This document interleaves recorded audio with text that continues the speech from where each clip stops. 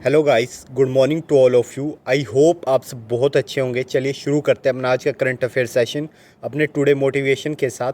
Learning is never done without error and defeat. तो life में जब भी आप लर्न करेंगे कुछ तो एरर्स और डिफीट तो आएंगे ही, ठीक है। इस बात का आपको हमेशा ध्यान रखना है गाइस, ठीक है। ऐसा नहीं है कि मतलब आप कुछ भी नया लर्न कर रहे हैं तो एरर्स नहीं आएंगे या फिर आप फेल नहीं होंगे उस चीज़ में। तो उस चीज़ को ध्यान रखते हुए ही लर्न करना है आपको लाइफ में, ठीक है, कि एरर और फेलियर या फिर डिफीट लर्निंग का ही पार्ट है, ठीक है। चलिए बढ़ते हैं आगे। आपको बताना है कि कौन सी स्टेट होस्ट करने वाली है G20 की बिजनेस कॉन्फ्रेंस ऑन 2 मार्च। तो मिजोरम होस्ट करने वाली है G20 की business conference at Aizawl on 2 March, ठीक है। B20 conference will focus on opportunities for multilateralism, business partnership in urban planning, infrastructure, ठीक है। इन सब में करने वाली है, ठीक है। कैपिटल क्या है? एजवाल कैपिटल हो जाएगी। चीफ मिनिस्टर है जोरा मतांगा, ठीक है। और G20, इसके अलावा G20 फॉरेन मिनिस्टर की मीटिंग भी हो रही है जो कि न्यू दिल्ली में हो रही है, ठीक है। इतनी सी बात ध्यान रखनी है आपको, ये आप देख सकते हैं। चलिए बढ़ते हैं आगे। आपको बताना है कौन से स्टेट के टेम्पल में इंट्रोड्यूस किया गया है life size motorise model of elephant for performing rituals. तो मैं आपको पहले समझा देता हूँ कि आपको पता है एलिफेंट के साइज़ का ना, जितना मतलब एलिफेंट का साइज़ होता है उतने ही साइज़ का एक मतलब मोटराइज एलिफेंट वहाँ पे रखा गया है, ठीक है। या फिर आप कह लीजिए एक रोबोट की तरह उतने ही साइज़ का एलिफेंट वहाँ पे रखा गया है जो कि हेल्प करेगा। जो भी रिचुअल्स वगैरह होते थे वहाँ पे जो एलिफेंट की हेल्प से किए जाते थे वो करे जाएंगे, ठीक है। तो ऐसा कहाँ का टेम्पल है? ये है केरला का, ठीक है। Kerala temple has introduce life size motorise model of elephant as part of performing ritual such as carrying deities processionals deities, ठीक है। This come at the time when call to ditch the practice of employing captive elephant for temple festival are getting louder.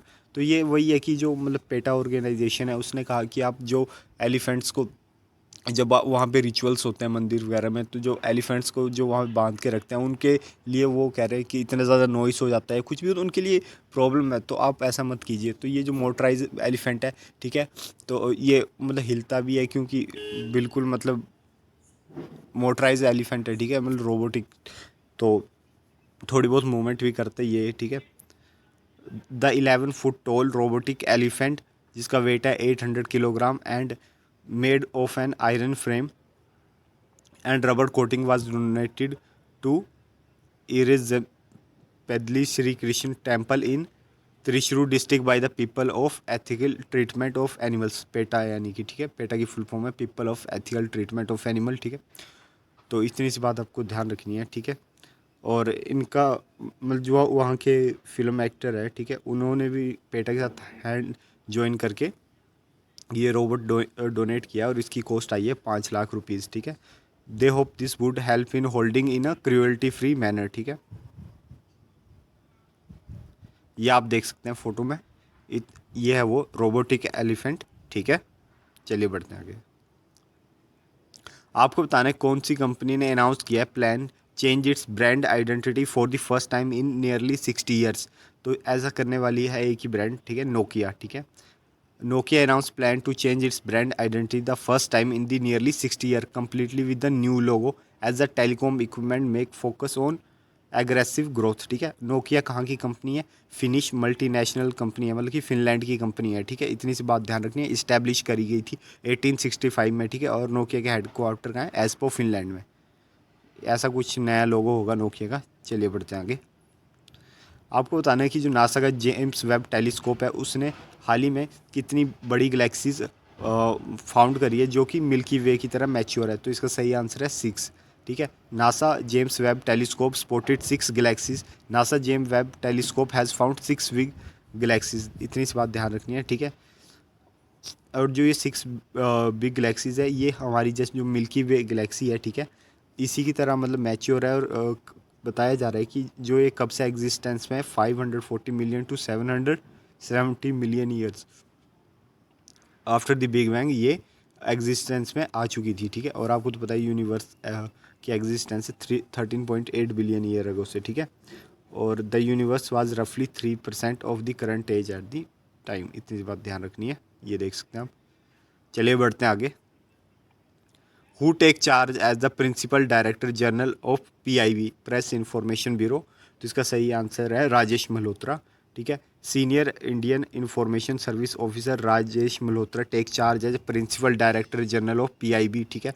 PIB press information bureau also known as PIB, ये की nodal agency है जो कि disseminating the news, जो कि news देती है from the government of India to the media, ठीक है। और ये सेटअप करी गई थी 1919 में, ठीक है।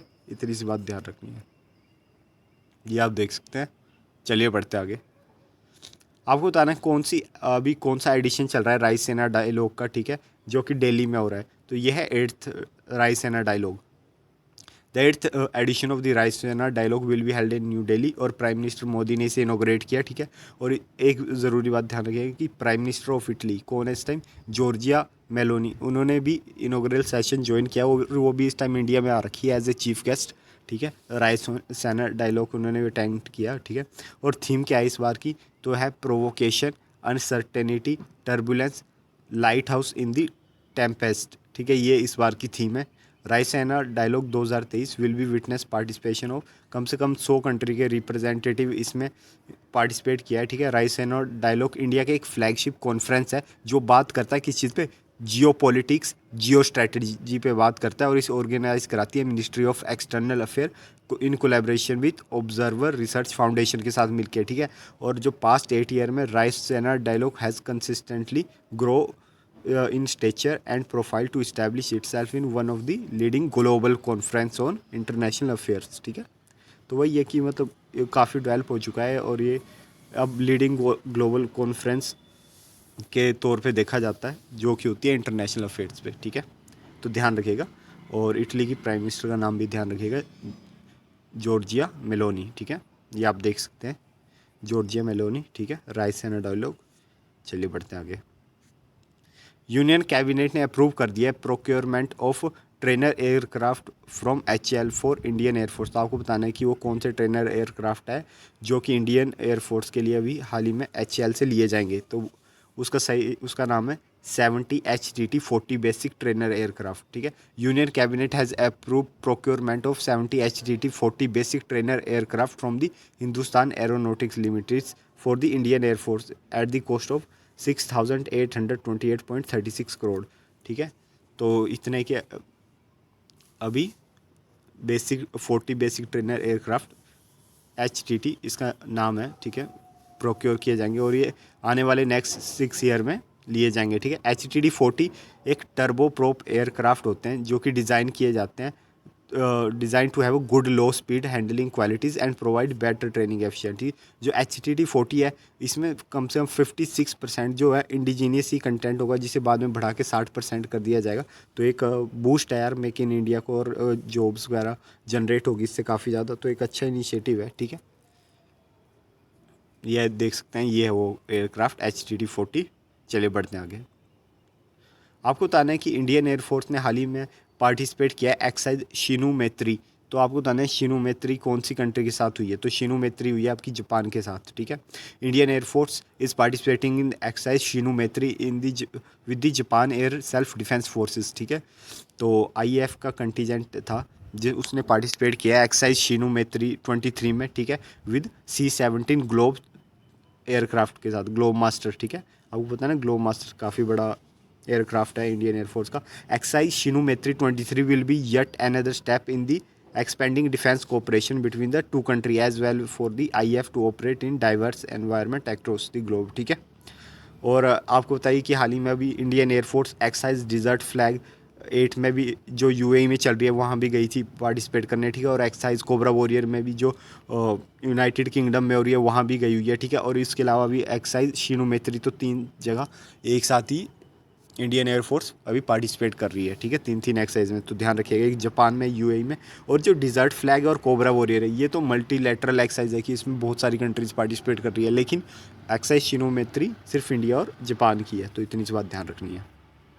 इसके अलावा कुछ और एक्सरसाइजेज जो हमने डिस्कस करी थी, इंडियन आर्मी और उज़्बेकिस्तान आर्मी का 4th एडिशन हुआ था, ठीक है। कौन सी एक्सरसाइज? डस्ट लिंक, जो कि है पिथौरागढ़ उत्तराखंड में। एक्सरसाइज धर्म गार्डियन किसके बीच है? इंडिया और जापान के बीच है, और इसका भी 4th एडिशन हुआ था और ये भी जापान में हुई थी, ठीक है। और ये मिलिट्री एक्सरसाइज है, ठीक है। और इसके अलावा वीर गार्डियन 2023, तो ये भी इंडिया और जापान एयरफोर्स के बीच में हुई थी, ठीक है। ये भी एयरफोर्स की एक्सरसाइज है और ये कहाँ पे हुई थी? जापान में हुई थी, ठीक है। इसके अलावा काउंटर टेररिज्म एक्सरसाइज तरकश हुई थी between NSG and US special forces, जो कि हुई थी चेन्नई में। इसके अलावा इंडियन एयरफोर्स आपको पता है अल-दहरा एयर बेस में पहुंच चुकी है यूएई में, ठीक है। वहाँ पे मल्टीलेटरल एयर एक्सरसाइज चल रही है आजकल, एक्सरसाइज डिजर्ट फ्लैग 8, ठीक है। इसके अलावा इंडियन एयरफोर्स के 145 एयर वॉरियर्स पहुँच चुके हैं air force station Jamnagar to participate in exercise Cobra Warrior at Waddington air force base in United Kingdom. तो इतनी सी बात आपको ध्यान रखनी है। चलिए बढ़ते हैं आगे गाइस। आपको बताना है कि किसने who assume the appointment of the vice chief of army staff as on 1 March 2023, ठीक है।